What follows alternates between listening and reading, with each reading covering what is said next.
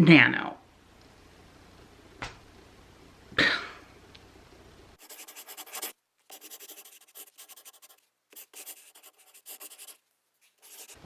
Hey guys, welcome back to my channel.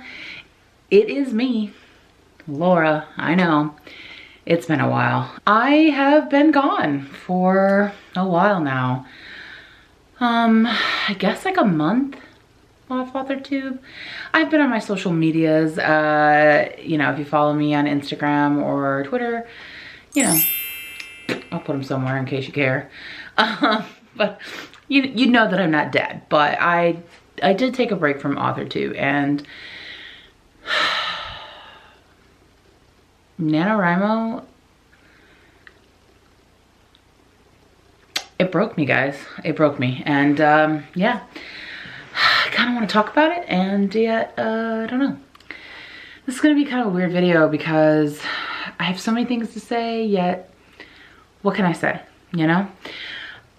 My thoughts are just kind of all over the place, and I've been trying to make this video for like a month now, and I just, maybe 3 weeks. I needed like a week to like get my wits about me. But I don't think that ever actually really happened because I don't know where to start. I don't know what to say. I just kind of want to talk. I just kind of want to have a little like verbal diarrhea about my nano experience, what sort of happened, what my thoughts are about it, why I think it happened. Just for posterity, I guess, for people who actually do care. And I do miss my writing community. I do miss you guys. I missed putting things out there, hearing from you guys. I haven't even been watching that many Authortube videos. I just kind of needed like a break from writing. And it just, like, I think Nano contributed a little bit, but I think it was also just like the timing and like the season and just like a lot of stuff. So let me like try to, like, where do I even begin? So basically I failed at Nano, okay, like that, yeah, like epically.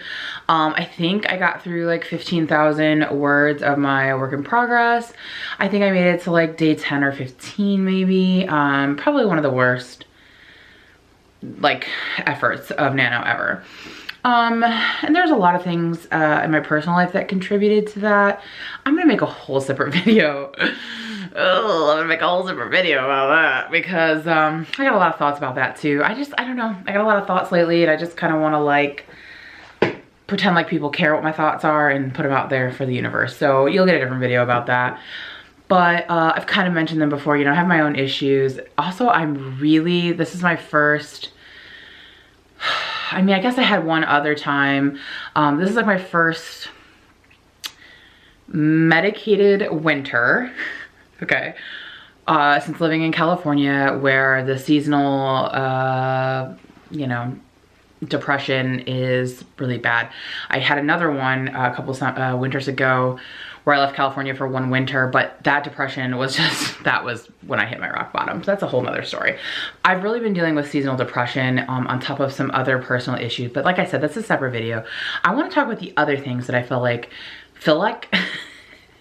that I feel like contributed to Nano. And I want to just be really clear that these are Laura issues, okay? Like, you may relate and they may also be a you issue, but this is in no way like trying to act like this is what other people are going through, or like other people have caused this, or like what, like nothing like that. Like, this is a me thing, okay? But I wanted to share it because first of all, I just kind of want to explain like my thoughts and where I'm at, and me starting this Authortube channel was honestly like a lot for me, like to see my progress, to see, like to reflect, but then also to share, just, you know, so people can get other perspectives or to relate or whatever. So I just want to be really clear that like, these are all my own thoughts. Like, no one's paying me for these thoughts. No, what I mean is like, this is just about me, and like in no way reflects other people, what may affect you.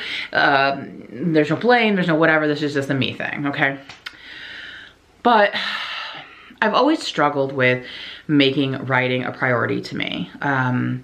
Not because it doesn't matter, not because it's not important, but, and that's something I'll probably talk about in my other video, but because it matters so much to me, and because I have like so many like neuroses and other problems, that it almost like renders me like inert. Like, I just have a hard time pushing myself because it matters so much, which seems like totally counterproductive, but like, yeah, duh, that's like the story of my life. So anyway, it's always been a struggle for me. So when we moved back to North Carolina, and I was in between jobs, I was like, this is the perfect time. Like, I'm gonna, you know, do this Authortube. It's gonna hold me accountable. And like, it did. Like, it was great. And I was doing really awesome when I wasn't working. When I started working again full time, especially in a different kind of capacity than what I'm used to. I used to teach college, as most of you know, and wasn't really used to like the 9-to-5 like type life, and that really has taken a toll on me on top of other like things. But I really started to struggle. And so what I was doing on this channel and what I wanted to do was like hold myself accountable and like check in every week and do like weekly like vlogs and stuff like that and talk about my progress. And like that way someday when I'm, you know, somebody, I can look back, you know, at my journey. And what ended up happening was I completely just like, what's the word? I don't know. I can't even like think. This is why I can't make the video, because I can't quite articulate it. I exacerbated myself, or like I just ran out of steam. Let me give you an example to kind of explain. So I have a personal channel, shameless plug. Actually, I'm trying to get back into the habit of posting on that. It definitely will be in 2020. Anyway, Laura 2.0. I started it, well, I started it when I got out of my depression, but I really ramped up when I started trying to lose weight. Not this last year, but the year before. And I was doing weekly weigh-ins. And in the beginning, oh my gosh, you guys, it was like amazing. Like I was losing so much weight and I was getting so many subscribers, and all these people were like cheering me on, and they tuned in every week and they really cared, and it was so exciting. And it really like carried me through for like a long time. But then like certain things started happening in my life, you know, typical life stuff. And I don't know, I like lost steam, and that also is typical. You know, you can't like just have an upward trajectory forever. Like that just, life doesn't, God, I wish life worked like that. But when things weren't great, or even when they weren't, like it just started to get exhausting. It started to consume me, right? I was constantly thinking about my weigh-in, my video. What am I gonna say this week if I put on weight? Or what am I don't know, it like, and I know that like health is so important and like it should, but like it was taking on like an unhealthy, like it was just bad. Like I was obsessively thinking about it constantly, about my videos and my weigh-ins and what I was gonna say in the videos, and explaining things to people and what people were gonna say and what people were gonna think. And a lot of this was on me. This is no blame to anyone else. Like this was all like my concerns. Because I know lots of people can do this and it does motivate them and that's what works for them and they don't have those issues, but like I do have those issues. And so what started happening is like I would beat myself up. Like I would get so, okay, I'm not gonna get upset. I would get so mad at myself when I didn't succeed, or I didn't succeed enough, or didn't do enough.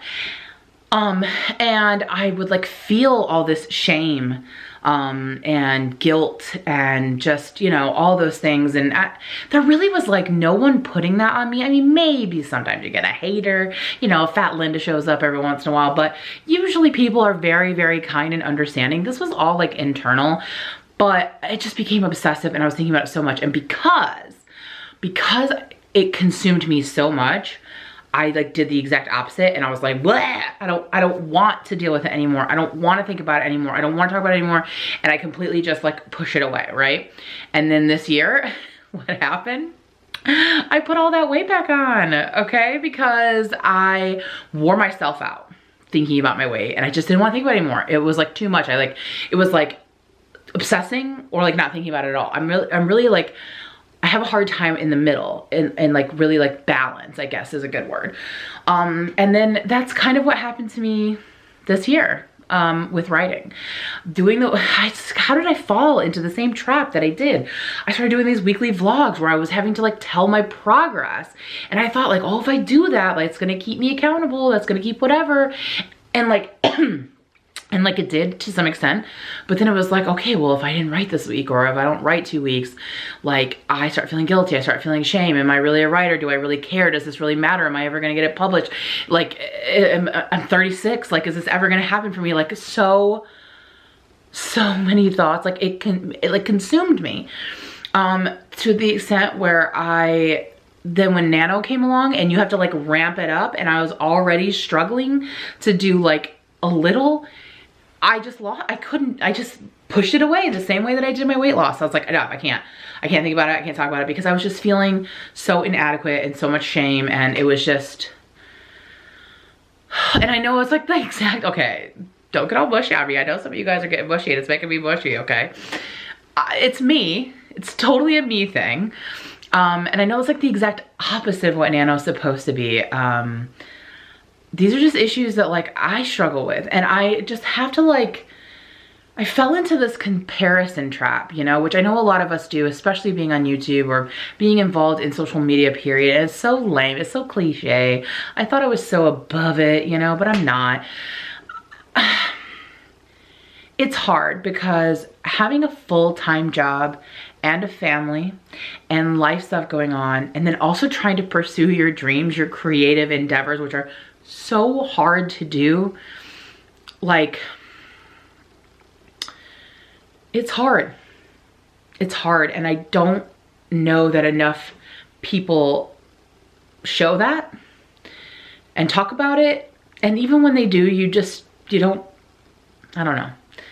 It doesn't change the way you feel, you know? Okay. Lord.